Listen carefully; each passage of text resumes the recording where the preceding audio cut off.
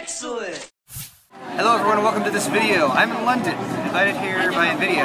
And why did they invite us to London? I don't know. But here's Buckingham Palace, the site of such regal, kings, queens, pageantry.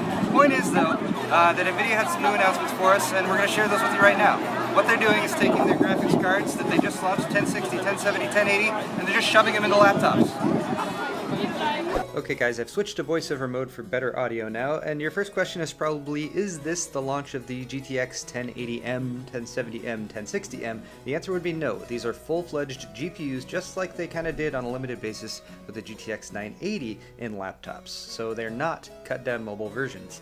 NVIDIA is doing this because they are expecting about 30% sales growth in 2016 for GTX class mobile GPU-based notebooks, as lazy people who don't want to build their own computers look for gaming PCs that can handle current-gen titles and VR. Also, they're leveraging the efficiency of Pascal, and I guess laptops being portable is also kind of convenient.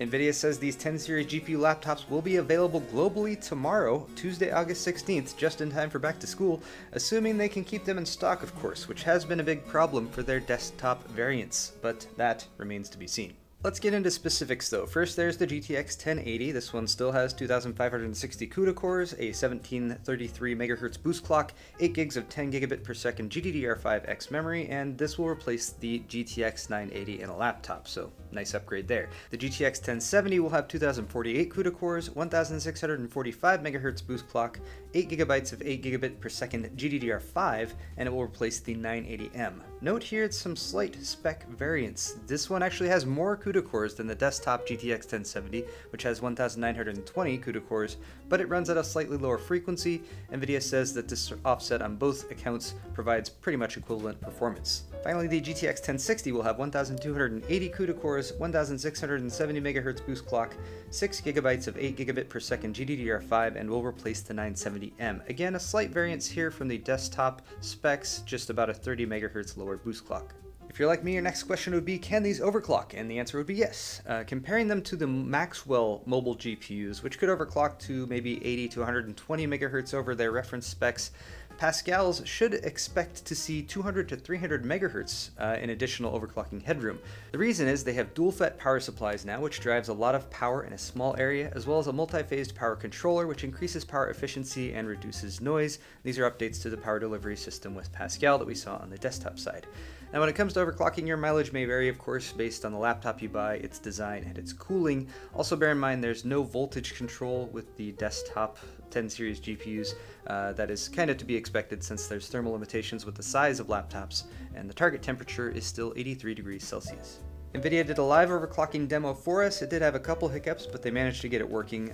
They were using a GTX 1080 equipped MSI laptop, and they started out with the base clock of 1607, applied a 225 MHz offset in MSI Afterburner that resulted in the GPU running at about 2063 while gaming. The temperature was 72 degrees Celsius, and they played Doom at 1920 by 1080 with ultra settings, OpenGL mode, and it resulted in a frame rate of about 120 to 140. Now, since laptops have displays integrated, there are some display upgrades in the work as well. 120Hz G-Sync notebook displays at 2560 by 1440, and that's a pretty drool-worthy spec for any gaming laptop out there, although I imagine these are going to be pretty high-end and maybe pretty pricey. Either way, you do have G-Sync support, of course, and when it's integrated into the laptop screen, you actually don't need that G-Sync chip, so that's pretty nice too. Now, we already know that Pascal is very efficient, and NVIDIA claims up to 30% more battery life on Pascal-based GPUs compared to Maxwell. That is a really impressive spec, especially if you like to game while unplugged. There will be a new battery boost feature integrated into the NVIDIA control panel that will allow you to set a max frame rate or choose between frame rate, quality settings, or battery life. So lowering the settings or the resolution will translate into the GPU using less juice and giving you more battery. We should be seeing this soon with a driver update, and this will apply not just to these Pascal-based GPUs, but to all mobile GTX platforms. So that's pretty nice. As far as the laptops themselves, NVIDIA had a ton of them on display. They say they're going to be able to get them down as thin as 18 millimeters, potentially as light as 4 pounds, and they're going to be available from every conceivable major laptop manufacturer that's out there. So Gigabyte, Lenovo, EVGA, Asus, MSI, HP, Razer, pretty much all of them. And of course, all of these laptops are going to be VR ready as long as they have the proper USB and HDMI connections for the head-mounted displays. One caveat is that they will need to stay plugged in, but that's still pretty nice to be able to do VR on a laptop. So if your question now is, are these laptops going to be better than my gaming desktop? And the answer would be, maybe, if you are using an older GPU, but if you're comparing the same GPU from this generation, the desktop variant will still perform better and stay cooler and have better overclocking potential, especially with that voltage control. At reference frequencies, you should expect performance that's within about 10% of the desktop variants when you're using one of these in a laptop. Finally, I want to point out that we definitely need some more independent testing and reviews of these laptops. Some of those reviews should be available now, so check the interwebs for those. More should be coming soon, but all the information provided today was directly from NVIDIA, and as we all know with marketing material, they tend to paint a pretty glowing picture of themselves. All that said though, I'm pretty excited about these full-fledged GPUs coming to laptops. Hit the thumbs up button if you enjoyed this video, guys, and we'll see you next time.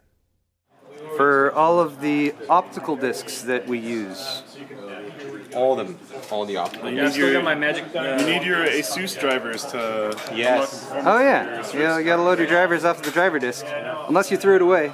Yeah, that would be a problem. But you wouldn't have thrown them away because if you've been watching Linus, you know. No, Linus tells you to throw them away. Oh, that's right. Yep. He's the problem. You need to watch more Linus. Jeez.